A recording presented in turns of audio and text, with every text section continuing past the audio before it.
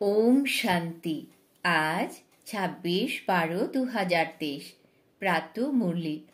বাবা আজ বলেছেন, মিষ্টি বাচ্চারা, এ হলো মানব থেকে দেবতা হওয়ার পড়া। এই পড়াশোনায় একটুও গাফিলতি করবে না। কেবল খেলে আর ঘুমালে, পড়া না করলে পরে অনেক অনুতাপ করতে হবে। আজকের প্রশ্ন, কোন বিষয়ে ব্রহ্মা বাবাকে ফলো করলে উন্নতি হতে থাকবে?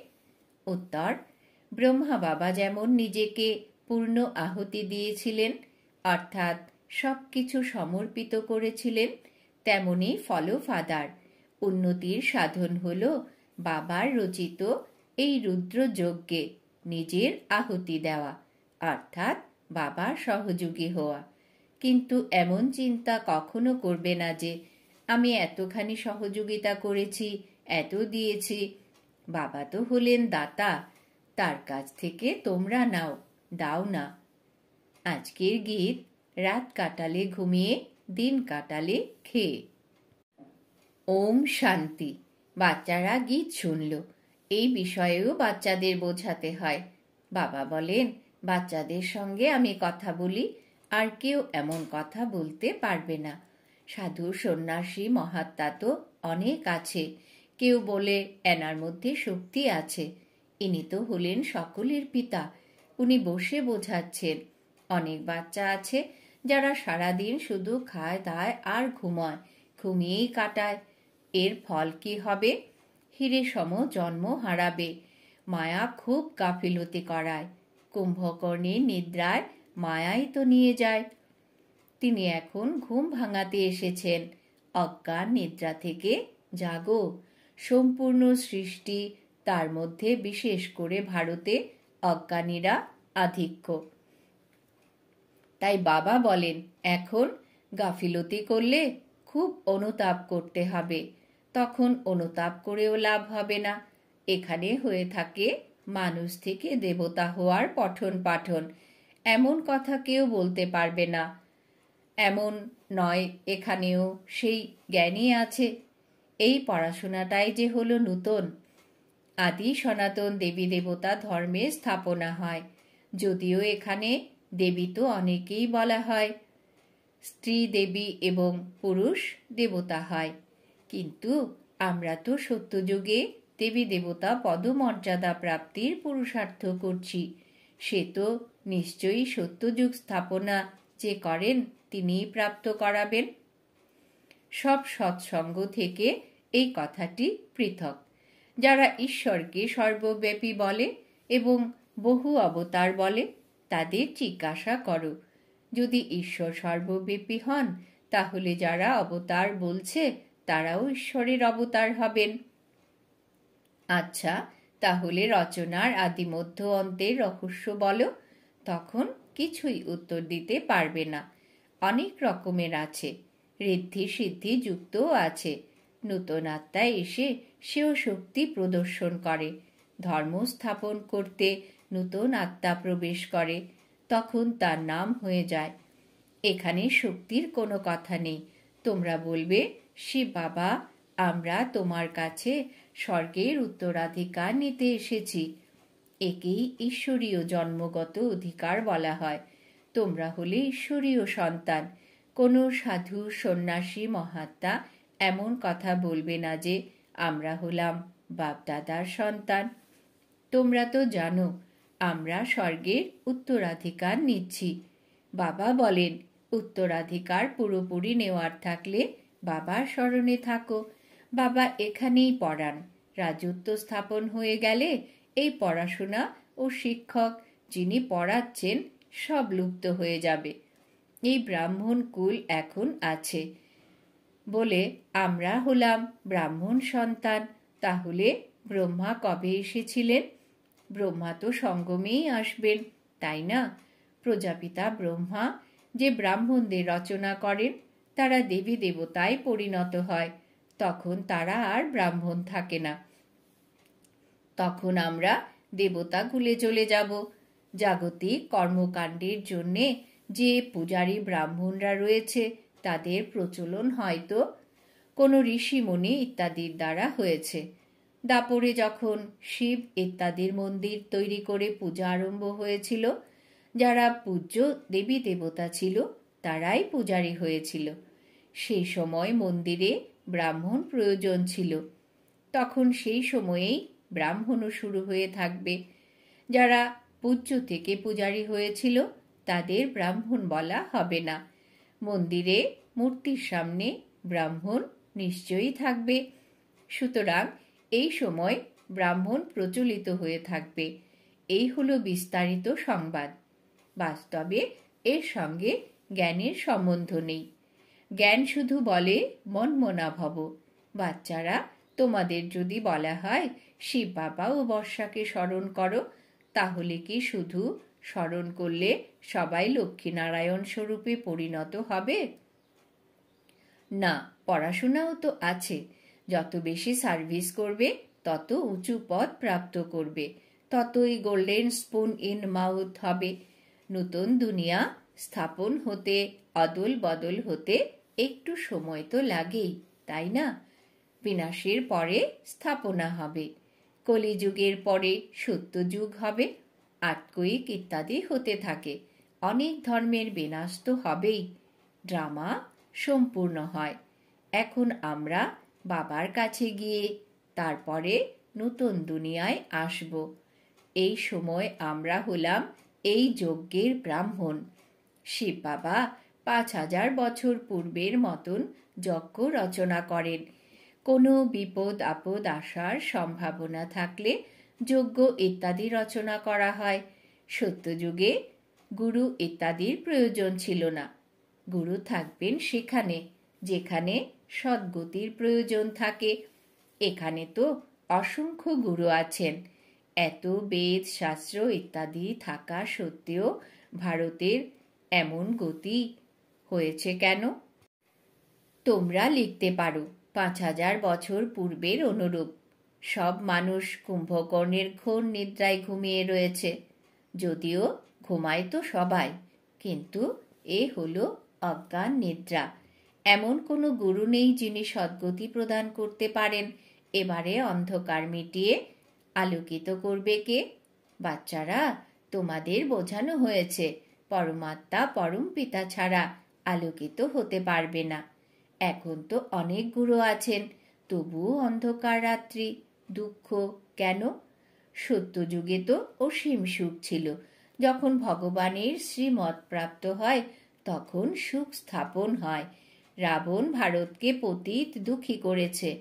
বাবা বলেন, এই কাম মহাশত্রুকে পরাজিত করো, পবিত্রতার প্রতিজ্ঞা করো, তবেই নতুন দুনিয়ার মালিক হবে।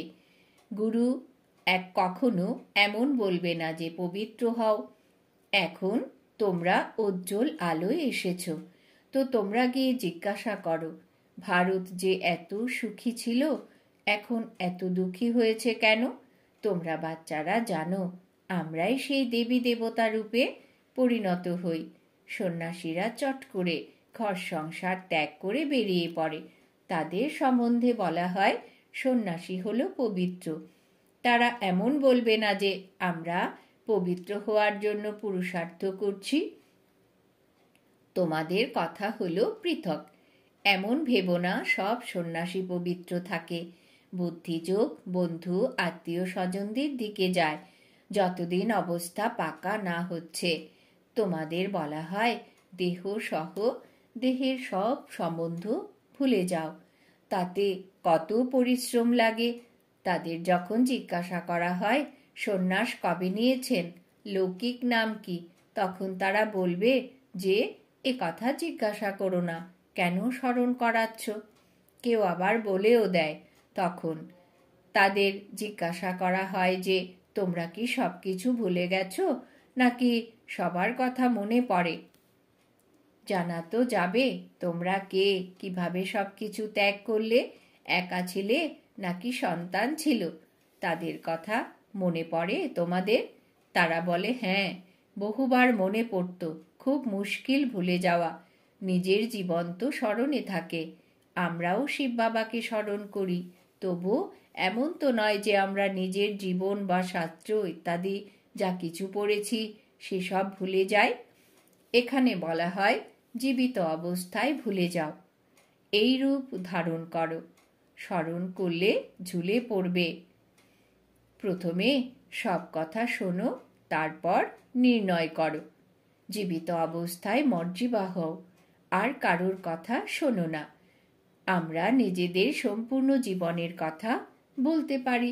হ্যাঁ, যদিও জানি যে এখন এই দুনিয়া শেষ হতে চলেছে। সেন্টারের সংখ্যা বৃদ্ধি পাবে, যেহেতু তারা বাবা মাম্মা বলে, তো তারা ব্রাহ্মণ হয়ে যায়। এখন বাবা বলেন, হে আত্মারা, আত্মাই বলে, তোমাদের জিজ্ঞাসা করা হবে তোমরা কে? তো চট করে বলবে, আমি আত্মা, পড়াশোনা করি। এই জ্ঞান এখন তোমরা পেয়েছ। তোমাদের আত্মা এই ইন্দ্রিয়ের দ্বারা পড়া করে। আত্মা ও শরীর হলো আলাদা। এখন তোমরা জানো যে আত্মাই শরীর ধারণ করে এবং ত্যাগ করে, সংস্কার ধারণ করে। আমরা আত্মারা সত্যযুগে পুণ্য আত্মা ছিলাম, এখন পাপ আত্মা হয়েছি।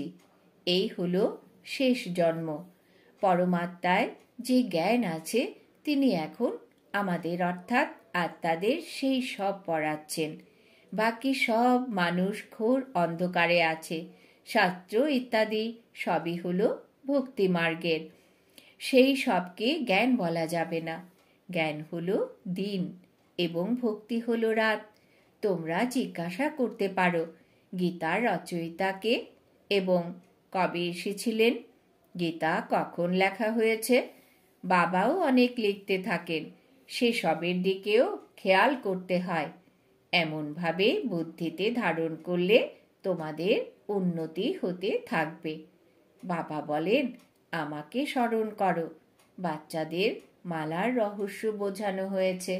পরম পিতা পরমাত্মা হলেন অসীম জগতের ফুল, তারপরে দুটি দানা হলেন ব্রহ্মা সরস্বতী। প্রজাপিতা ব্রহ্মার দ্বারা রচনা করা হয়েছে। এরা হলেন আদি দেব এবং আদি দেবী। ইনি হলেন ব্রাহ্মণ, যিনি স্বর্গ রচনা করেছেন, তাই এনার পূজা হয়। মাঝখানে 8টি দানা আছে, যারা সূর্যবংশী হয়েছিলেন। অনেক সাহায্য করেছেন তারা। নলেজ বুদ্ধিতে থাকা উচিত। এই কথাও জানো যে যজ্ঞে আহুতি দেওয়া হয়। মাতাদের উন্নতির জন্য বাবা যুক্তি রচনা করেছেন। বাবা নিজে বলি চড়েছেন, তাই না? তাই ফলো ফাদার। গান্ধীকে যারা সাহায্য করেছিল তারাও অল্পকালের সুখ পেয়েছে। উনি ছিলেন হদের পিতা, ইনি হলেন বেহদের পিতা। এখানে বাবা সবকিছু মাতাদের চরণে দিয়ে দিয়েছেন, তাই ইনি হলেন নম্বর 1। বাচ্চারা, তোমাদের পুরুষার্থ করতে হবে। যারা সাহায্য করবে তারা স্বর্গের মালিক হবে। কেউ এমন ভাববে না যে আমরা শিব বাবাকে সাহায্য করি। না, শিব বাবা তোমাদের সাহায্য করেন। আরে, তিনি তো হলেন দাতা। তোমরা নিজেদের জন্যে করো। তোমরা স্মরণে থাকবে, তাহলে বিকর্ম বিনাশ হবে।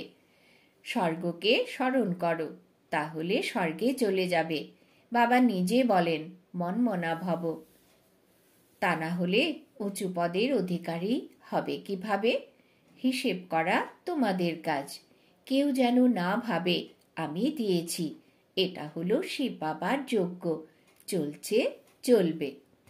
তোমরা প্রকৃত সত্য ব্রাহ্মণ। তোমাদের হৃদয়ে আছে যে আমরা শুধুমাত্র ভারতেই নয়, বরং সম্পূর্ণ বিশ্বে বাবার সাহায্যে নিজের রাজত্ব স্থাপন করছি। আমরা পুনরায় পবিত্র হয়ে ভারতকে স্বর্গে পরিণত করে রাজত্ব করব। শিব বাবার শ্রীমত অনুযায়ী চললে ভারত স্বর্গে পরিণত হয়। তাই এই কথাটি স্মরণে রাখো যে শিব বাবা পড়ান। বাবা বলেন, যখন ব্রাহ্মণ হবে তখনই দেবতা সম্প্রদায়ে আসবে। বিকারগ্রস্ত হলে একেবারে সর্বনাশ হয়ে যায়। নিজেই নিজের উপরে কৃপা না করে অকৃপা করে, ফলে অভিশপ্ত হয়ে যায়। আমি বরদান দিতে এসেছি, কিন্তু শ্রীমত অনুযায়ী না চলে নিজেকে অভিশপ্ত করে পদভ্রষ্ট করে। আচ্ছা, মিষ্টি মিষ্টি হারানিধি বাচ্চাদের প্রতি মাতা পিতার বাপদাদার স্মরণের স্নেহ সুমন আর সুপ্রভাত। আত্মাদের পিতা তার আত্মারূপী বাচ্চাদেরকে জানাচ্ছেন নমস্কার। আমরা আত্মারূপী বাচ্চারা আমাদের অতি প্রিয় মাতা পিতা বাপ দাদাকে জানাই স্মরণের স্নেহ সুমন সুপ্রভাত নমস্কার। ধারণার জন্য মুখ্য সার। 1 নম্বর, বুদ্ধি থেকে সবকিছু ভুলে যাওয়ার জন্য জীবিত থেকেই মরতে হবে। একমাত্র বাবার কথাই শুনতে হবে। নিজের উন্নতির জন্য সম্পূর্ণ সমর্পিত হতে হবে। 2 নম্বর, শ্রীমত অনুসারে চলে নিজের ওপরে কৃপা করতে হবে। প্রকৃত সত্য ব্রাহ্মণ হয়ে যজ্ঞের রক্ষণাবেক্ষণ করতে হবে। ভালোভাবে পড়াশোনা করে উঁচু পদের অধিকারী হতে হবে। বরদান। বাবার কাছে সেবাকে বুদ্ধির দ্বারা অর্পণ করে স্বয়ং নিশ্চিন্ত থাকা সফলতা স্বরূপ ভব। বাবার কাছে সেবাকে বুদ্ধির দ্বারা অর্পণ করে স্বয়ং নিশ্চিন্ত থাকা সফলতা স্বরূপ ভব। ব্যাখ্যা। যত কঠিন সেবাই হোক না কেন, সেই সেবাকে বাবার কাছে বুদ্ধির দ্বারা অর্পণ করে দাও। আমি করেছি, সফলতা আসেনি, এই আমিত্ব ভাবকে এনো না। সেবা হলো বাবার। বাবা অবশ্যই করবেন। বাবাকে আগে রাখো, তাহলে সর্বদা নিশ্চিন্ত থাকবে আর সফলতাও প্রাপ্ত হবে। কখনো দুর্বল সংকল্পের বীজ ছড়িও না। এটা ভেবো না যে সেবা তো করছি, কিন্তু বাবা তো সাহায্য করছেন না, হয়তো আমিই অযোগ্য। এও হলো ব্যর্থ সংকল্প, যা সফলতাকে দূর করে দেয়। স্লোগান। সেই ব্রাহ্মণ কুলের দীপক হতে পারে যার স্মৃতির জ্যোতি সদা জাগ্রত থাকে। সেই ব্রাহ্মণ কুলের দীপক হতে পারে যার স্মৃতির জ্যোতি সদা জাগ্রত থাকে। আজকের সমান আমি সফলতা স্বরূপ আত্মা। ওম শান্তি।